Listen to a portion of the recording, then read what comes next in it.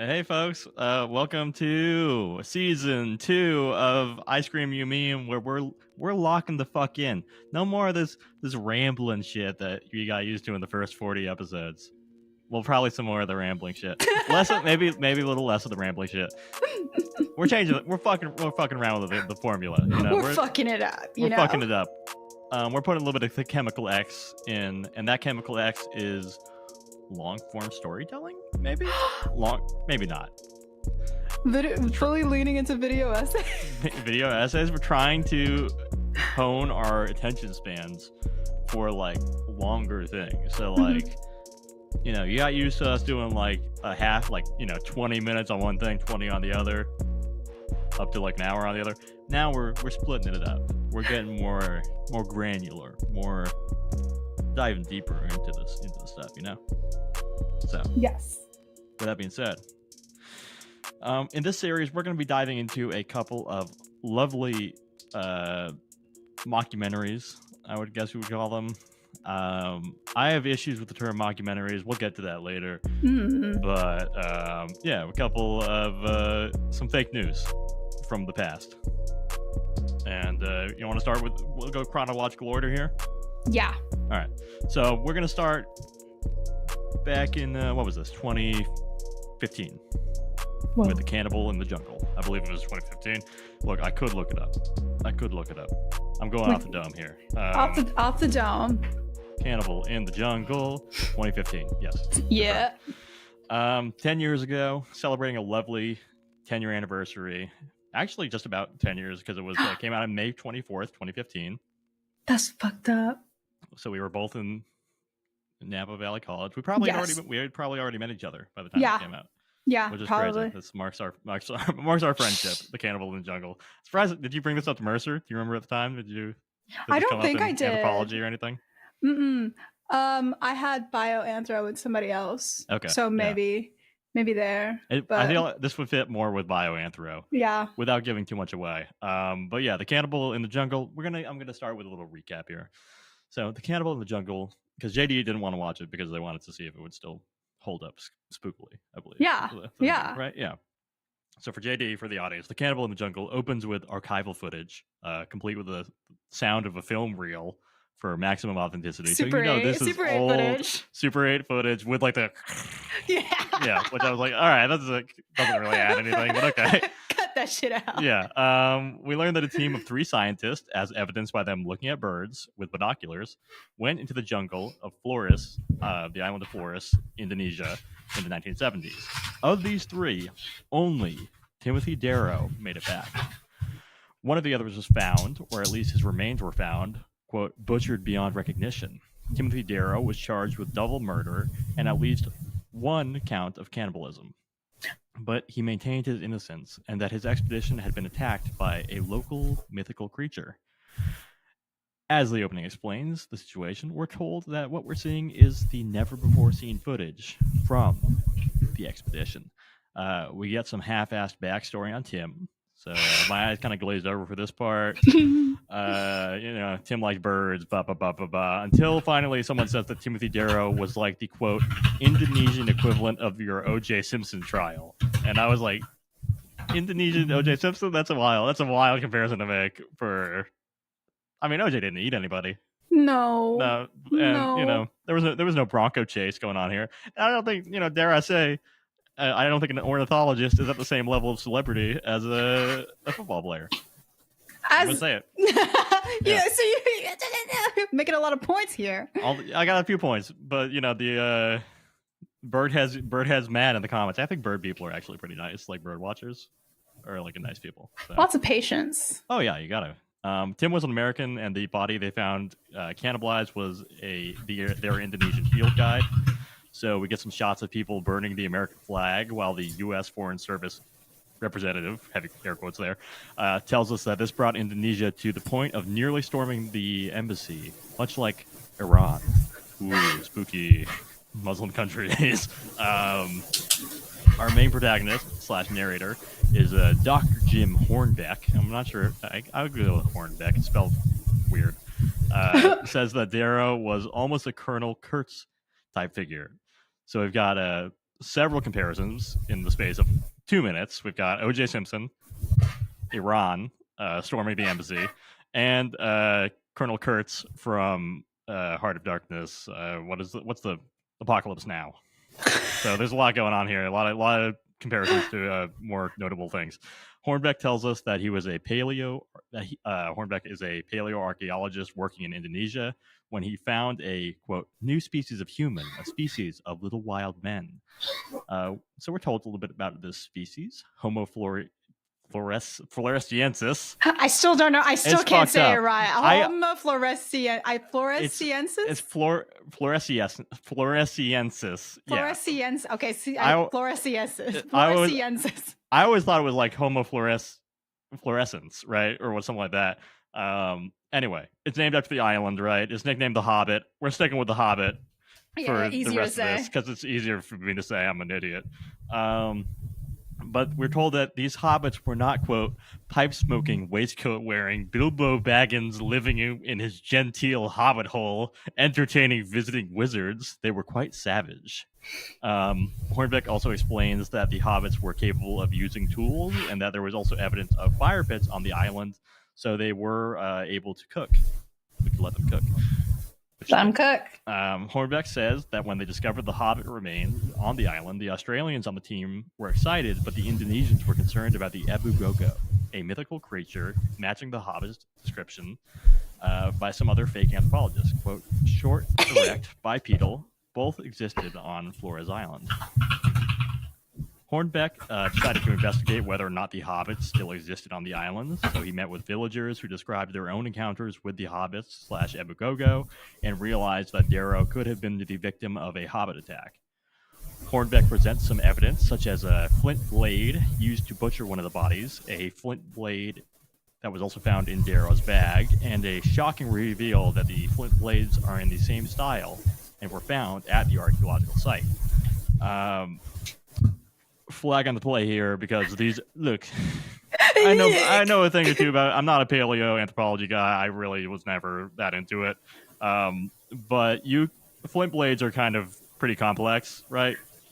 The flint blades that they show here are like a kind of later like Neolithic style, where they have a full tang, right, to attach to a handle. Mm-hmm. If you look up the actual Flores Hobbit, quote unquote.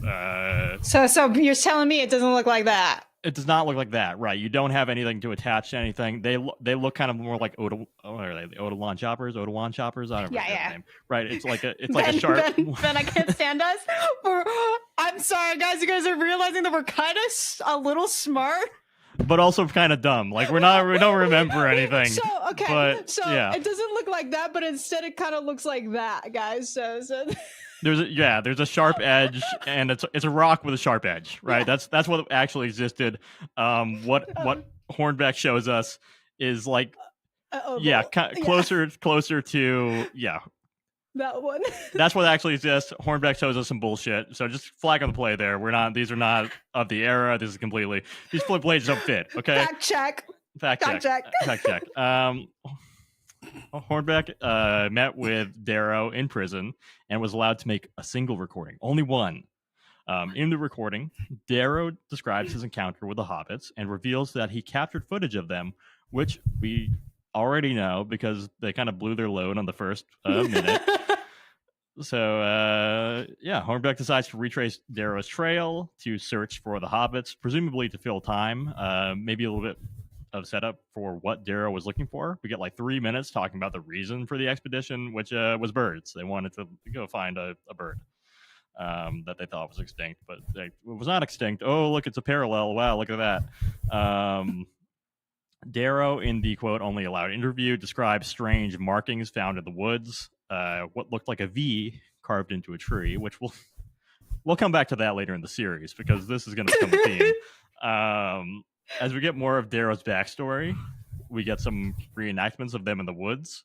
Hornbeck's expedition finds the markings that Darrow described, and they decide to set up their cameras to capture any Hobbit activity near these markings. Meanwhile, we get the reenactment of Darrow's team waiting in a blind spot to find the Hobbits, which resulted in them managing to record some Hobbit calls. Hornbeck has these hobbit calls and decides to use them to draw the hobbits towards it. Little bait. So soon his team finds the remains of a pig high in the trees, so clear evidence of an arboreal predator, much like a hobbit. They live in the trees partially. Also bipedal, which we know. That means two legs. And runs like hell. In an eerie instance of history repeating itself, we learn that Darrow's team also found a butchered pig near their camp. Hornbeck reaches a village in the mountains and spots a totem that functions as a fuck around and find out warning to the Agogo. So the kind of backstory that we're given is that the villagers burned like a hobbit village.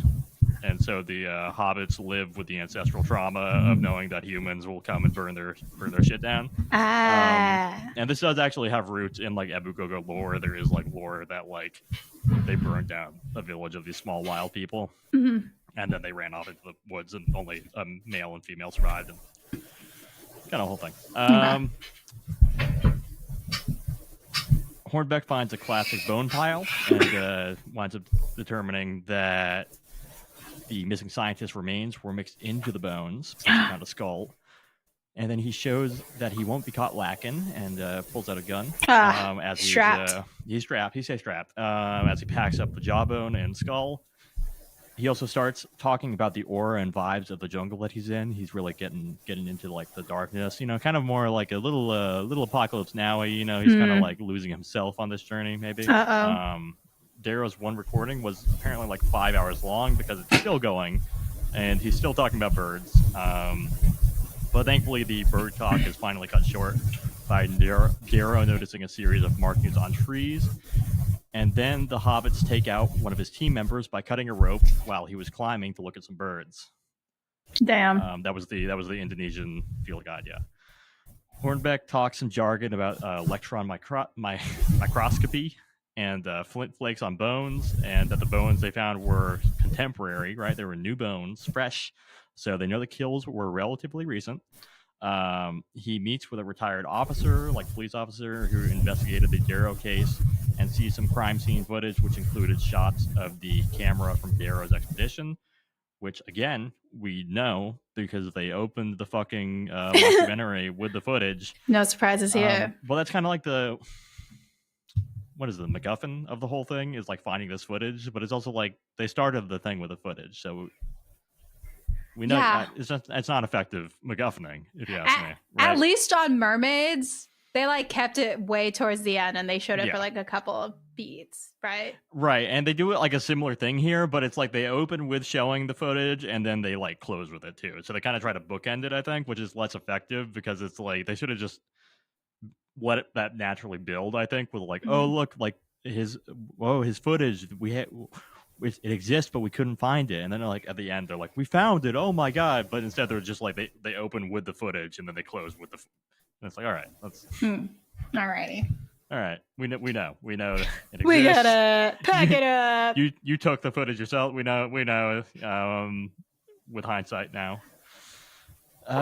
So Darrow says that they decided to bury the body of the first dead scientist in a cairn. So they took a while of piling rocks over the body. And then as they walked back to camp, they ran into the hobbits and realized that they were going to the cairn to grab a little snack.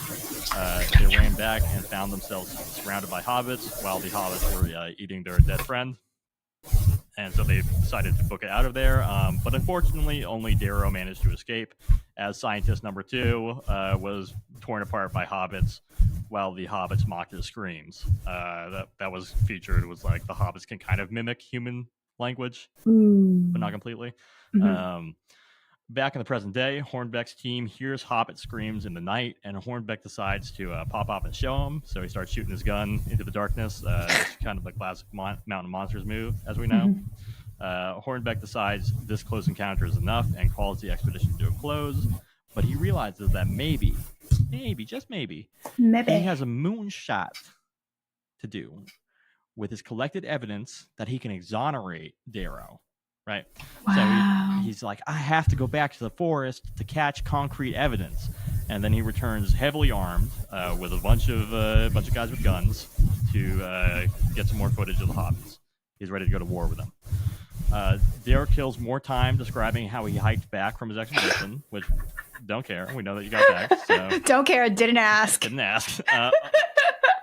Hornbeck's second expedition discovers that the hobbits took down his camera trap and speaker that he had been using as bait. He finds the camera nearby and checks the footage, which does not show a hobbit, but it does show that the camera was knocked off the tree forcefully. Hornbeck did not get his hobbit footage, but they finally tracked down the camera. Of Darrow's camera, the MacGuffin has been revealed, and they reveal that the footage from the expedition shows a live hobbit, just like you saw at the beginning of the movie. Isn't it crazy? The footage is the exact same as the reenactment footage. It has the same actors in it that are also doing the reenactment, which seems weird, but they kind of put it through like the Super 8 filter.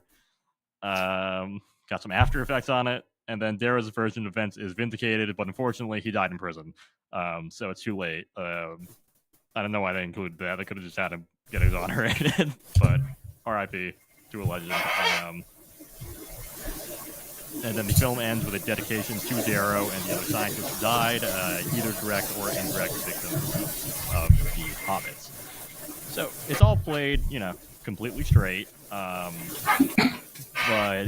as we mentioned, as we alluded to, it is all bullshit. It's a mockumentary. It's not a real documentary, even though there's no reason that people at the time would have known this, right? Which, they got some flack. Discovery got some flack for this, or Animal Planet did. Darrow is not an American ornithologist. He's a character portrayed by a Welsh actor. And Hornbeck is not an Australian anthropologist. He's a character portrayed by a Scottish actor. So not even the accents were real, which is... Damn. That's the power of fucking British actors, to just go to any other accent. Taking all our jobs. The film was written by Chris Foley and Vaibhav Bhatt. I'm sorry if I mispronounced your name there, Vaibhav. Foley is a development executive for Animal Planet and has been for a couple decades now. Damn. He's also behind River Monsters, which is super solid. I love me some River Monsters. Behind Tanked, which is a fish tank reality show. I don't know if you're familiar with that one. Yeah. That's a weird one. I feel like there's some dark energy there because they're like both like Long Island guys. And they're like, I don't know, it's just like Long Island guys living in Las Vegas making fish tanks. So there's some darkness there for sure. There's they're on the wrong coast, I think. I feel like they were probably like, New York's getting too liberal, Long Island's getting too... Look at it, and they were like, they fucked off to Nevada. They should have fucked off to Texas. I think that's like the move.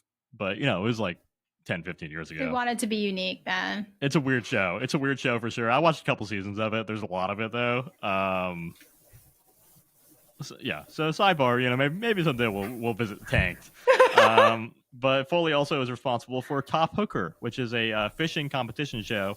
That one only lasted one season though, so did not have the big success of Tanked or River Monsters. But he's on top of that fish game. Kind of king of the fish game for Animal Planet. Yeah, the aquatic master of the sea.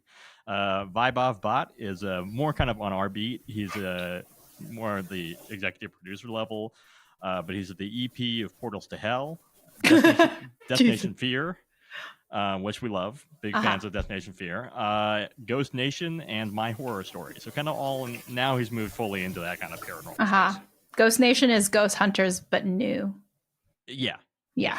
So, this is something that we'll kind of discuss later in the series, but there's some kind of icky aspects of these kind of fake documentaries. And personally, I'm gonna stand here on business, put my 10 toes down. You need a clock that he's standing on business. I do not like the term mockumentaries for these because I think a mockumentary should be reserved for kind of a satire, right? Yeah. Like we got Your Office, you got your Spinal Tap, you got Parks and Rec, Modern Family, whatever it is, played kind of for laughs. Mm-hmm. Satire, it's fun, it's funny. These are just lying to people. It's kind of. I don't know. It's got like magician energy, maybe at best. It has like magician energy of like, oh, we're lying to you. You should know that magic isn't real, or is it? Like that's what's going on with these mockumentaries, which I'm not about. So I think maybe we'll workshop a name later, but I'm not about mockumentary. Workshop mockumentary. Yeah. So let's take a little look at the kind of paleoarchaeology around the quote subject of this film. Let's go. I'm going to attempt to say the scientific name again, Homo floresiensis. And again, we're sticking with hobbits here because I can't be bothered. Homie fluorescence. Homily floris. All of the direct evidence we have for hobbits comes from the Langvois cave on Flores Island, Indonesia. There are human remains ranging from 100,000 to 60,000 years old, and there are some tools, which is pretty cool. And again, worth noting that the tools that we do have are not like the ones we see in the show, which are like complete flint knives full with fangs and a single blade, or at least possibly even double bladed. It's kind of hard to tell just from looking at them. I'm not a paleo guy. But at least one defined blade. The evidence for tool making that we have from the hobbits in reality are more archaic. We're talking small hand axes, scrapers, and choppers. Basically, we are talking rocks with one side chipped off, rather than a fully formed two-faced blade, right? Yeah. The tools that we associate with the hobbits date from around 190,000 to 50,000 years ago, which is a really large space. So for sure they were around on the island for a long time, or at least archaic and early modern humans were around, right? We don't know for sure that all the tools were attributable to the hobbits, right? We just know that they were kind of there at the same time too. So we do believe that the hobbits did overlap with us as anatomically modern humans. And the current best guess for what caused their extinction is kind of the same as the Neanderthals, same as the Denisovians, and that is coming into contact with us. We fucked their shit up. Which we kind of did with every other human species, which is, Loki trying to do it right now. We're going after ourselves now. We're gonna we're gonna own goal it. Own goal. Yeah, and I'm not gonna get too into early hominid stuff here. But the origins of the hobbits are kind of mysterious. There are a lot of theories, but the general consensus seems to be that the remains we have show traits that are more common in earlier human species, right?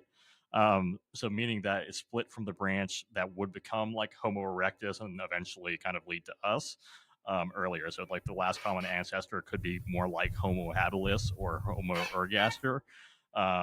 Which, if you think back, those are kind of like not even like fully walking, right? Homo erectus, despite the funny name, it just means he was walking around on 2 feet, right? Homo habilis was making tools. That's kind of the Homo habilis thing.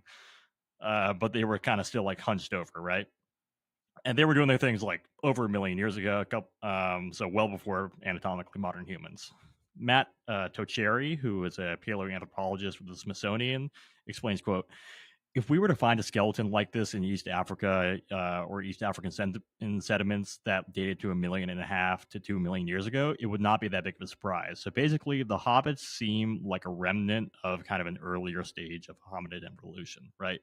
And yet they existed potentially till we were around on the same island, right? They were short, obviously, at about 3 foot tall, with unusually large feet for their body size. So close to JD, but JD still got some high. I'm there. I literally wrote down, do you think that if I did like the Neanderthal DNA thingy, I would instead get Homo floresiensis? It's possible. I mean, yeah. They just have hyperthyroidism, okay, man?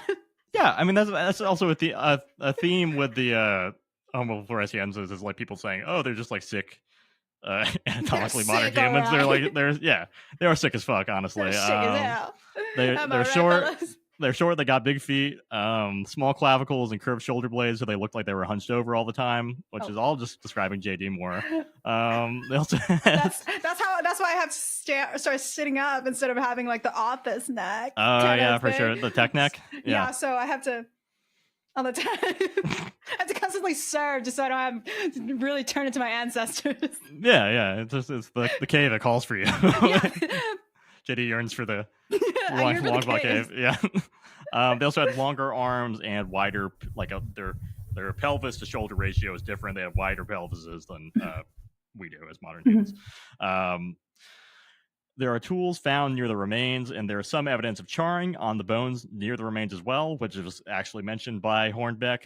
So that is based on, actual, they probably were able to make fire, or at some point an early hominid was able to make fire in that cave, because we do have evidence of anatomically modern humans in that cave as well. It's a big ass cave. It's pretty cool. Good spot, prime real estate for early people. But we have no evidence at all of symbolic culture, no ornamentation, no markings, or evidence of deliberate burials among the hobbits. So even carving symbols into trees, we don't have any evidence of that. It's generally believed that they were descendants of an early hominid that gradually evolved, kind of island dwarfism is what it's called, over time on the island. Much like the small elephants that also were found on Flores, right? They were kind of like tinier, like elephant-like things that they look like tiny elephants, basically, which is pretty little pygmy elephants. Yeah. There's also, obviously, there's no evidence of boats, so how the ancestors of the hobbits got to Flores is kind of a mystery, because it's always been an island, even when the water levels were much lower. And the theories to that kind of range from natural rafts to being washed out to sea by a tsunami. God damn. Like, yeah, they like just, kind of got washed to a different island, basically. But it's still a mystery. We don't really know how their ancestors got there. We don't know what happened. There's a lot of mysteries about the hobbits. Again, it all comes from one cave, which is kind of not a whole lot. And, there's a few remains, so that's kind of why we think that they're a species rather than remains of a few different individuals, right? So that's why we're like, oh, there could be a species rather than just like one anatomically modern human with like dwarfism or something like that. But we do know that they did overlap with anatomically modern humans in the area, and the film also did not make up the concept of the Ebu-Gogo. So I found this interesting. The Ebu-Gogo was a concept in the folklore of the Nage people on Flores. Ebu means grandparent, and Gogo means one who eats anything. And the Ebu-Gogo in Nage lore is described as being a small, hairy, with long arms and long, dangly titties that she would throw over her shoulders to run, and she would eat children, and kind of all this classic witchy, wild people stuff. The ethnographer Gregory IV, who first documented and collected stories of the Ebu-Gogo for Western audiences, later commented that, quote, "Dimensions of female breasts, unfortunately, are one of the many things that cannot be gauged from the paleontological evidence." Damn. Which is unfortunate. As our resident monster fucker, I'm sure that's very hard to hear. So we just have to accept the mystery of what hobbit titties were like. We cannot say for sure. We can only speculate. The Leo people on Flores also have a concept of an ape man called the Lai Hoa, which they describe as a small, hairy, bipedal creature. And of course, the film. And then there's also like the Orang Pendek in Indonesia at large, which is kind of associated with orangutans. They think that might have been like folklore about orangutans before they were kind of like known about, Of course, the film is not the first to draw comparisons between the hobbits and the Ebu-Gogo. We cannot assign either blame or credit to them for that. But we can say that there are some issues with the comparison. For one thing, the Nage people and the Leo people both live on the other side of the island and are kind of cut off from the western side of the island by a range of mountains. And as yet, again, the only physical evidence we have of hobbits is on that western side of the island in that one cave. This is not to say that hobbits couldn't travel around the whole island, but Long Hua Cave is on the land of the Marangat. Sorry to my Flores Island listeners, Mengurai people, who do not have any equivalent of the Ebu-Gogo or the Lai Hoa in their folklore.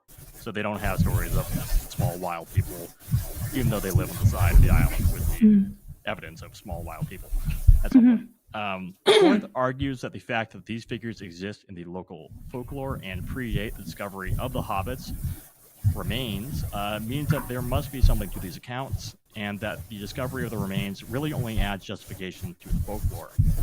He argues that the Leo people don't care about whether the scientific establishment believes in the Lai Hoa in a book that is all about his journey to prove the existence of the Lai Hoa and that they are actually living hobbits. So I don't have any issues with the folklore aspect, obviously, but I do think that fourth is kind of falling into the egghead cryptid bro trap, because it's like, if the Leo people don't care, what do you care about proving that this is real, right? Come on. Let it rock, let it rock as a story, let it remain as folklore and a cool, weird little guy in the woods. And if it someday turns out that the Laihoa or the Ebugogo, A, exist, or B, are the descendants of hobbits, then that's totally sick. But yeah, the Leo people don't care. None of your business. The hobbits are a mystery of paleoanthropology at this point. Their existence does still change our understanding of Homo sapiens' place in the evolutionary web. And the hobbits were weird little guys, and I think that's pretty neat. So that's kind of the basis of the cannibal in the jungle. Which so you selected this one for me. Yes, I did. What made you? What made you? Okay, so Ben, I was born in the no, because I genuinely did not want to watch it because I don't want to I think I am sick and tired of watching something and it not being that scary anymore to me. Yeah. And especially revisiting stuff that I was scared of when I was a little kid. I think one of the only things that I genuinely what? Little kid, to be clear, this was 10 years ago, so you're really... No, I mean, the stuff that I was scared of as a little kid is The Mummy, dinosaur, Jurassic Park, the fucking last dinosaur kind of thing. So it's I know that I'm not going to rewatch that because I don't want to take away the feeling, but also I know I'm going to be very scared still of The Mummy. I don't think I'm going to be watching it with my feet on the ground. So I didn't want to do that with Cannibal in the Jungle because I do genuinely, as you were describing certain scenes, I was oh, should I fucking remember that? You can remember the scene and that it kind of hit at the time. Yeah. And then I remember exactly how I watched it and then how I was laying down on the couch watching it. Feet were off the ground. Yeah, feet were off the ground. They were probably stuck next to my mom kind of stuff because my mom loved that kind of stuff. And then I chose it because it's I think I maybe brought it up during the Mermaids documentary one, maybe offhand, because I know that it was my turn to give you a Mermaids documentary. Yeah. I had to bestow it upon you, but also because we do have a little bit of we got a little brain when it comes to this kind of stuff. Whereas during that time, I probably had, I don't think I did bioanthro yet at that time, maybe just had little hints of it. So sure, yeah. I probably had just finished linguist. No? Do you think we'd already linguistics was later, right? Wasn't it? I don't know. When did we? I think that might have been 2016. I feel like that might have been the last year we were. Yeah. So college. I probably had cultural anthropology first. Yeah.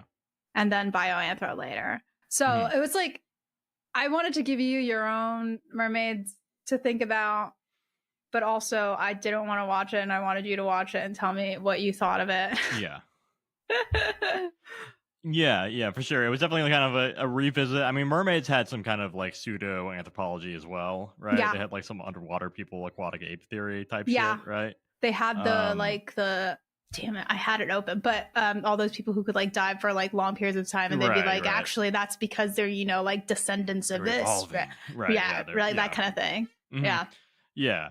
So this is a similar thing in terms of well, some things happen that are a little weird, so maybe this is which again, it's not a terrible concept. I do appreciate at least that they tied in the local folklore. I thought that was cool. When I looked up, I was first I was Ebugogo, is that even is that something they made up? Because again, you hadn't known about the Ebugogo before this. No. Because again, I feel just the effort of being oh, cannibals. Cannibals is a very loaded concept in anthropology, obviously. Yeah. Because it's been used historically so often to dehumanize people for colonization, to be well, we need to civilize these people because they're gonna eat us, they're eating each other. It's crazy, and generally speaking, that's never been really what's happening. It's not that widely practiced. Sometimes there's funerary cannibalism. There's cases where cannibalism happens, but it's generally not.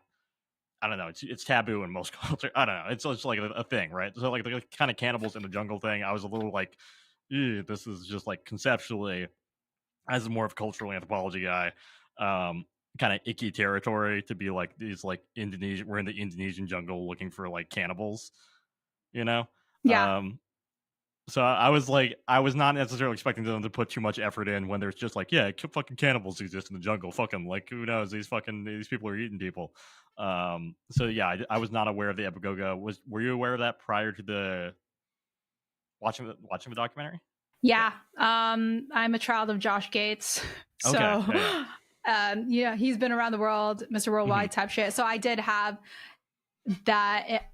I knew about it in the sense of like, this is similar to XYZ kind of thing. So I knew about it offhand from like Josh Gates television shows, Factor Fig type stuff, Destination Truth era stuff. But yeah, that's interesting.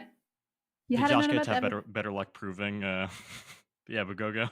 No, no, because I do think it was also around either it was like they filmed around the same time for this kind of stuff because it was like probably like a combo episode of like the Orang Pendek and then the Epigogo or like something like that or like but I think he didn't have a better time, but he had a more real time. Sure. Yeah, I mean, Flores Island seems like a very interesting place, like just like biologically, zoologically, things were happening. I mean, we talked about like tiny elephants.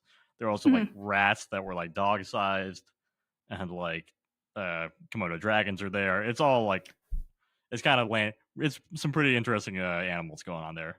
So again, it's like I think it is like that kind of like doesn't take too much a stretch of credibility to be like, oh, but maybe like the hobbits are still like fucking around in the woods over there.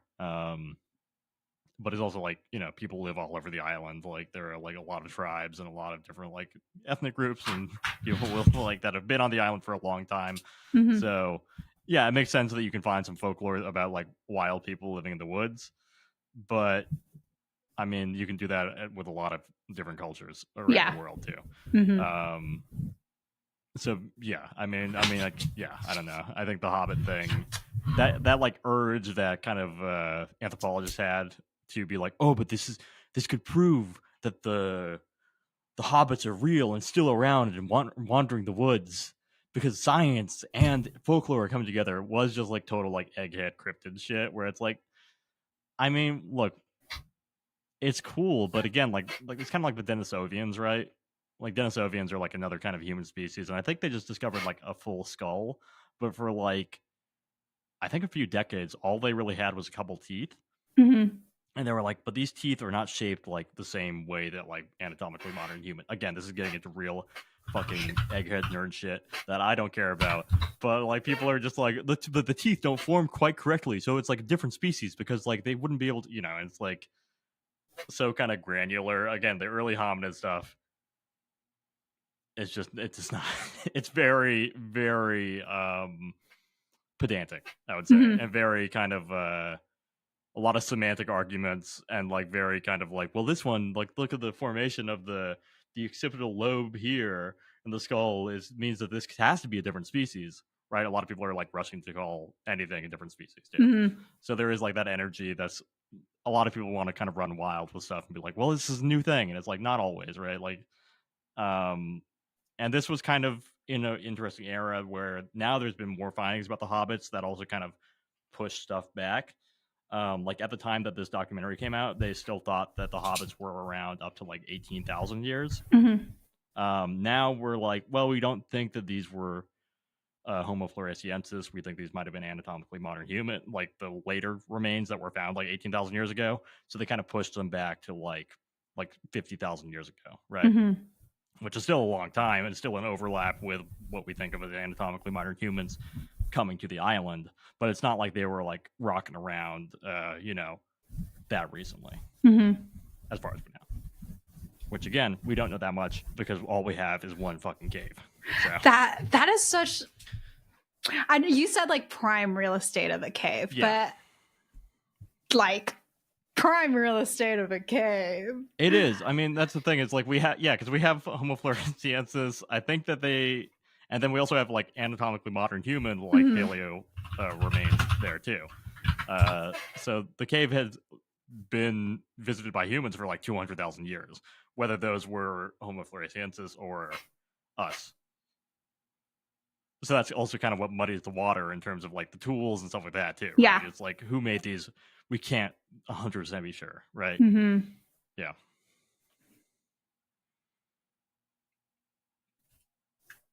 We were a little too smart this episode. I mean, bring back. We gotta say something crazy. But so like obviously, could you fuck a hobbit? Yes. Would you be able to breed a hobbit? Maybe not. That's the mystery though. That's what that's like the difference. Could you make love? Right, you can make love to it, but would you get would it be fruitful union is the thing? Would the baby be sterile too? Would it be like a hybrid? I mean, yeah, so those are questions. I mean, obviously I think yes, you could fuck it. You could. As far as we know, they were definitely looking a little bit more ape-like. Mm-hmm. Definitely significantly hairier than us. But hey, look, if that's what you're into, that's what you're into. It's all good. Kind of like a mini Bigfoot, basically, is what you're trying to bang. You're banging a hobbit. Good God. I mean, okay. Yeah. Let me think of in the ways that I was watching my thingy. Mm-hmm. Yeah. If you have obviously you've had your gripes about it, right? But what?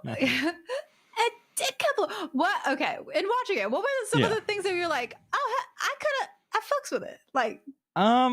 I mean, I think knowing, obviously, like kind of knowing that it's all bullshit. I did like the use of sound. I think was effective. Like I think like some of like the Hobbit screams and stuff like that. And then there was like a part where like they had the hobbits like mocking the guy as he was getting like killed by the hobbits. Yeah. And it was like they were like, help me, help me, help me. And I was like, that's kind of good. That's kind of good. That's like not a bad like kind of sound creepy noise going on. And yeah, like the Hobbit screams were probably my favorite part of it. Because I was like, oh, that's kind of creative. When you actually see like the footage, like at the very end, they show like more of the footage, and that sucked. That was trash. I gotta be. Maybe that's why they're like. So before you click away, we'll at least see you a part that's like kind of good. Yeah, but if you make it to the end, my bad. It looked. I was like, how does this look like the same quality as like Mermaids: The Bodies Found when this came out like several years later? How is this like the same quality of CGI here? I mean, I think that's the main thing I liked. I didn't like Darrow and I didn't like Hornbeck, and those were like the main two guys. Unlikable mains. Unlikable mains, at least for me. I mean, I don't know. Go, yeah. Go fuck yourself. Go fuck yourself. I mean, especially like the Hornbeck thing of him, I guess like a little anthropologically triggered there, of him being like, oh, you're a paleo anthropologist that's just gonna go into like ethnography now. Oh yeah, right. You're just gonna go change up the game completely. Like it's like they're different subdisciplines. Okay, they're not. Guys, I'm so sorry. We will make the jokes later, but we're serious business here right now. Yeah, you're telling me you're getting grants to look around in the fucking woods. You're a fucking dust off some bones, buddy. You go back to get your little fucking brush out, make some fucking squares. How do you think that was the proposal grant looked like for that whole situation? Of being like, I'm gonna go find. Yeah, it was, again, that's unclear because he did 2 expeditions, and the second one was purely to prove that the hobbits exist to exonerate Darrow. I don't think an IRB would approve of that. It doesn't seem like wholly. I don't know. That was his own money. That was his own money. That's got to be self-funded to be like, I'm going out to the woods to prove the innocence of of the O.J. Simpson of Indonesia. Yeah, so he's leaving behind all of the students that he's sort of grading, and he's like, guys, I'm going on a journey to find myself, and then like offhand, he's like, find O.J. Yeah. If the flint blade does not fit, you must acquit. Shut the fuck up.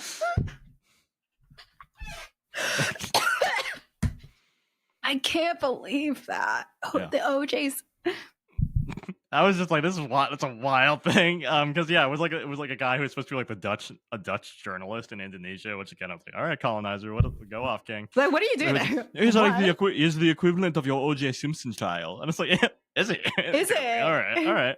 It's sort of giving the energy of like guy trying to relate to Yeah, American right. culture. He's like, this is what you call a Euro, J. Simpson. You know this? You're like, Yeah. no, dog. Not at all. What? Not really. The fuck? Yeah. I mean, the all the references were pretty. I mean, pretty old. I mean, in terms of like that, and then also being like, oh, this is just like Apocalypse Now.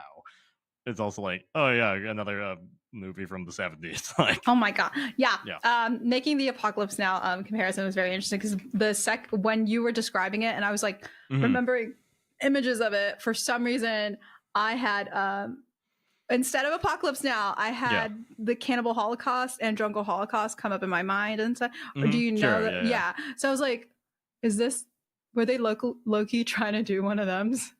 Were they low-key trying to do? Right. I guess, Cannibal Holocaust is a good comparison too, right? Yeah. I mean, that is another fake documentary as well, Yeah. right? Yeah. Were they trying to do the Animal Planet version of Cannibal Holocaust? Yeah. They don't. Okay, the only thing about that is they don't have to prove that the guys are not dead, because immediately clocked that one of those was a Filipino actor that I had grown up watching on television. Really? Yeah. I'm like, not real. Yeah. Scary, but not real. I know him. I know him. I know he was not back there. He was in the Philippines. Okay. Yeah. Oh my gosh. Yeah, and our boys have gone on to bigger and better things as well. They were both in some TV shows as well. Both Ardero and Hornbeck. I think one of them was in like fucking Sons of Anarchy or something. Ooh. They're both kind of like old white guys, not in a big role. And one of them was in like an Avengers movie, I think, or like a Marvel movie. I mean, Winter Soldier, I think, was like an Asian or something. Again, not huge roles, but they're working actors. This was just one part of their illustrious careers. Yeah, you got to start somewhere to start somewhere.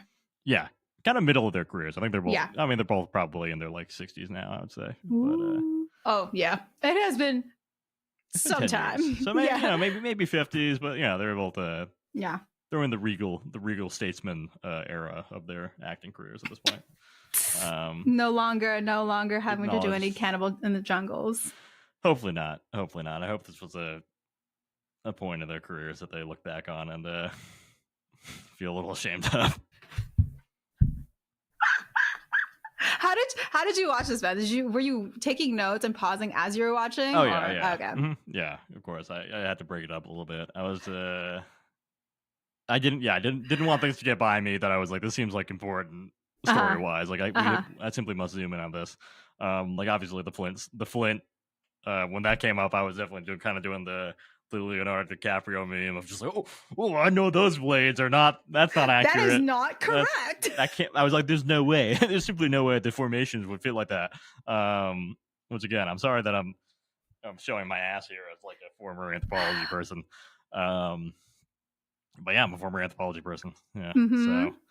So nerd. Yeah, just a little bit. Nerd.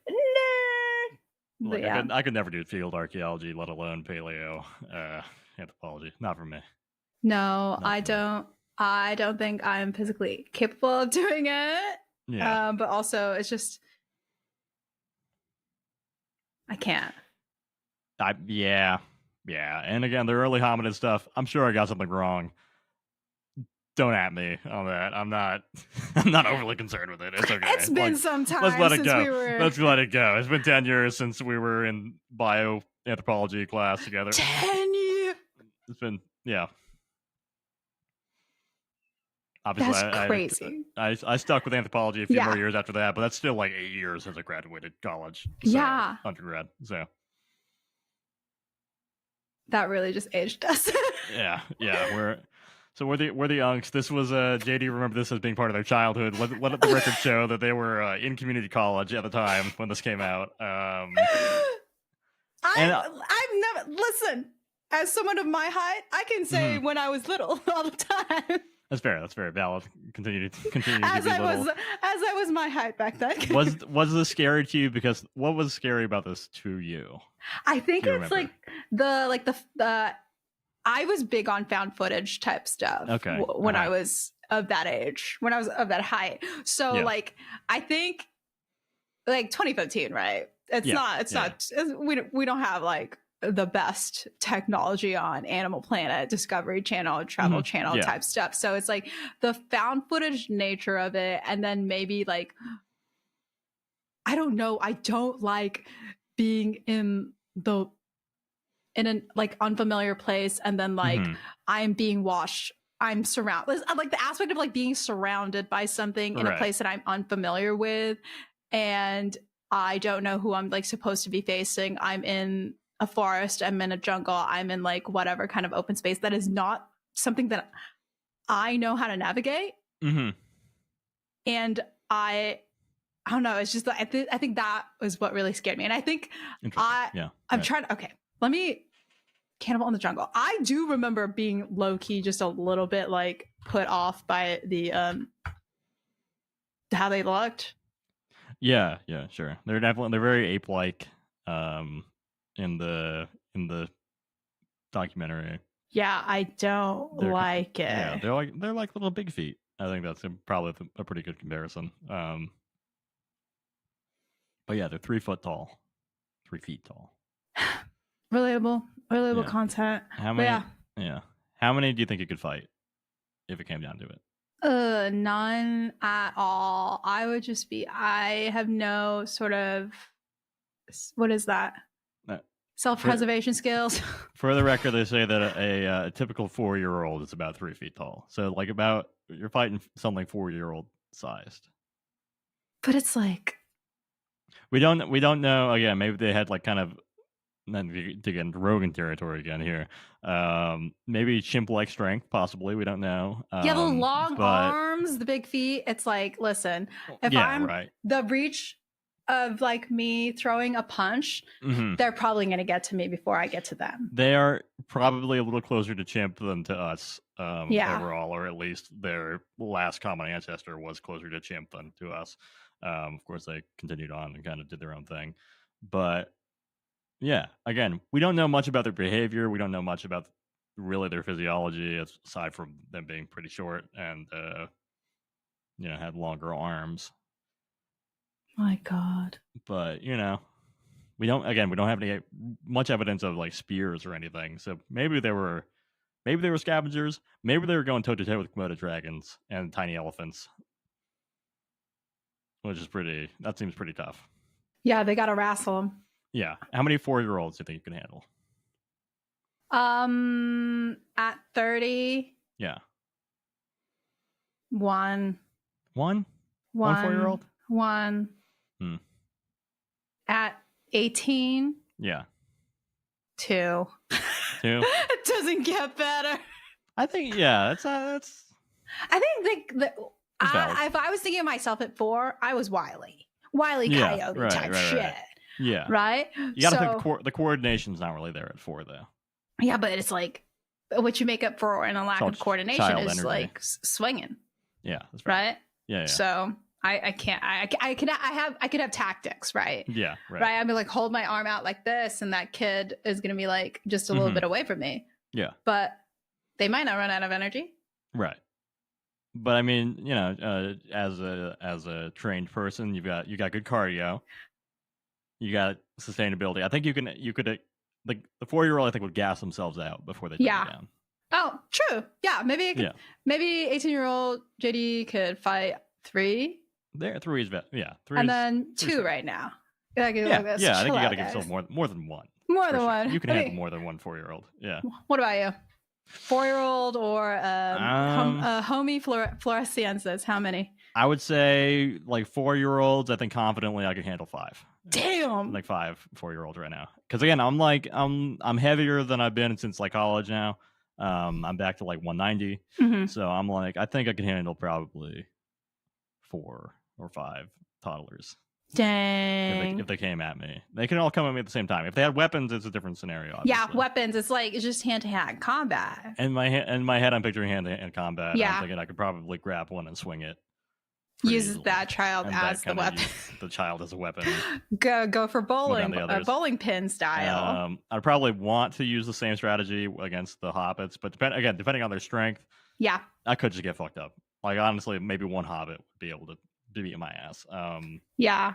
I also have to consider hair length because my hair is like That's fair. grippy now. It's like You've got it. Yeah, right. so you could sort of swing my head around. Yeah, if the hobbits can rip faces off, then it's over immediately. It's over. I've just been scalped. Yeah, right. My face is gone. I'm waiting for death. What was that? Like Travis the chimpanzee, who's on the same amount of Adderall that I am. Is it? There's a Adderall chimp? Oh my god, the chimp that was like raised by. Is that the one that ripped off someone's face? Yeah. Oh, is he on Adderall now? Like, I'm pretty sure he was on Adderall. Or he was on Adderall when that was happening. Travis. I think his name was Travis. Yeah. Did I name him? You're right. No, it's Travis. Yeah. Travis is 200 pounds. Travis, that's a big chimp. Oh, sorry, guys. It was an Adderall. It was Xanax. Okay. Okay. Wow. Or she said she didn't give him Xanax. You're gonna want to look up Travis. Check out the Wikipedia. I promise there's no gore. Let me make there sure. Isn't. There's no gore. Travis is an absolute unit of a chimp, though. Yeah. 1995. Yeah. I'm just a little older. Yeah. You got a good 15 years, almost 15 years there, Travis. Yeah, decent until Look, things went downhill for Travis. Things went downhill. He was not at a place where he should have been. Yeah. So. Yeah. Again, I guess if the hobbits were built like Travis, I'd be fucked immediately. One hobbit would kill me. Even on Xanax. Maybe and medication for Lyme disease. So. Right. I mean, like the Hobbit, I got to think they would never have been exposed to Xanax before. No, so maybe if you no. give them Xanax right before the fight, I might have a chance. You have a chance. Like that's like at least 3. Not much of a chance, but like a bit of a chance. A bit.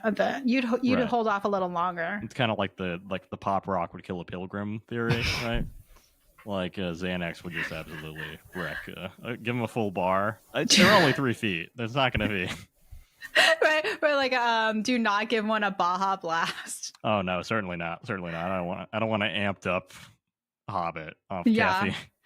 Basically like a little legal speedball there of caffeine and sugar. My god, it's not what I'm trying to fight. Yeah. Yeah. Fucking the Hobbits. The Hobbits. They're not very bilbo-y. They're not. They were not. They were not. They were probably fighting Komodo dragons, which is kind of sick, honestly. Yeah. I mean, what is like a Komodo dragon? Okay, now I am getting the recommended Komodo dragon Cannibal, and I don't want that actually. Thank you.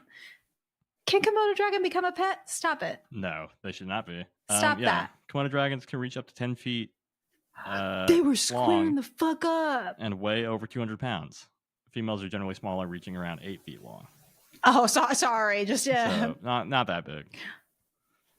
Females typically weigh 154 pounds. So we're talking like 90 kilograms to 70 kilograms range on a Komodo dragon. I could ride one. 330, 10 feet. I like 100. Yeah, I think they'd be fine. Yeah, squaring up with a Komodo dragon. That's crazy work. That's 3 crazy feet tall. work. At like 3 feet tall, probably like 100 pounds, right? If that like. Am I thinking that Komodo dragons can kind of get up a little bit? Get up a little bit. I believe they can kind of climb, right? They stand. Yeah, they can kind of get a little bit on their hind. Go a little vertical. Yeah. Yeah. So it's like you're get it together, Mr. Homie Floresiensis. What are you at 3-something feet fighting a Komodo dragon that can stand at like minus the tail, maybe like 6 feet, right? 6-7 feet. That's still 2 of you. Yeah. Yeah. So it's like fighting. Yeah, so badass little guys fighting fucking Komodo dragons, fighting rats the size of the dogs, fighting tiny elephants.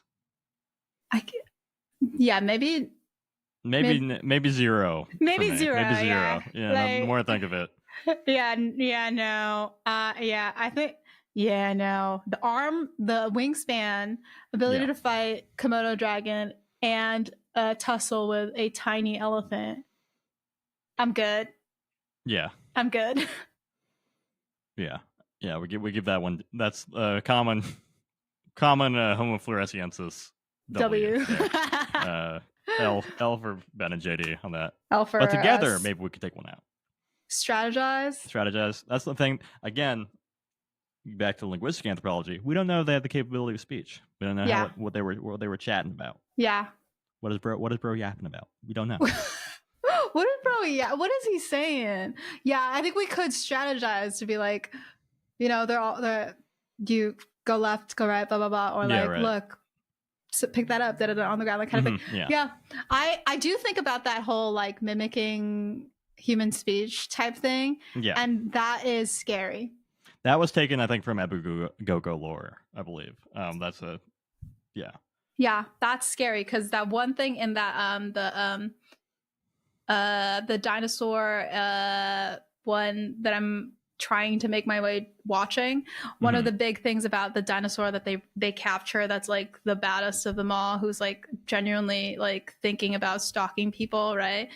At one point it like turns to, it like acknowledges the camera that's watching it and monitoring it and speaks. It like starts to speak, and I was like, I'm afraid.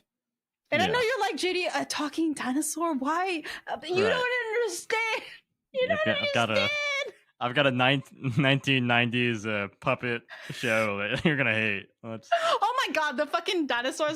Yeah. I think I'm cool with them because the thing is also like I grew up with like I had a Barney that would talk. Like that was my dad's gift to me when I was a little kid, and I loved Barney. Barney's cool. Dinosaurs potentially cool. Yeah, but it's just like talking photorealistic dinosaur, not okay. Yeah, talking photorealistic dinosaur that is like in the story itself, it like stalks people, right? It's not like I'm out to go and eat you immediately. No, it like purposely like sneaks up on people to attack it type shit. And like at the size that it was, they found out that it was still a baby, and it has like some sort of like other powers to it. So it's like I'm miserable. Yeah, I think it's like something that isn't supposed to be speaking or you weren't expecting it to speak starts talking. Yeah. No thanks. No thanks. Bad trope for you. Yeah. You hate to hear it. Yeah, you do hate to hear it. Yeah. Yeah. Hobbits.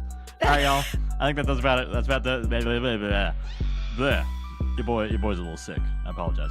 That about does it on Hobbits. That's a wrap on part 1 of our series of fake documentary examinations. Still got to workshop that name. Yeah, I don't know. Where do we go? Docudrama. Docutrauma. There we go. Now we're cooking. Part 1 of our docutrauma. If you like the show, write that down. Tell a friend. If you don't, tell an enemy. For all our sources, please head to the website in the description below. All of our music is provided by Yager Frank. Thank you so much for listening, and we'll catch you on the flip side. Bye. Bye.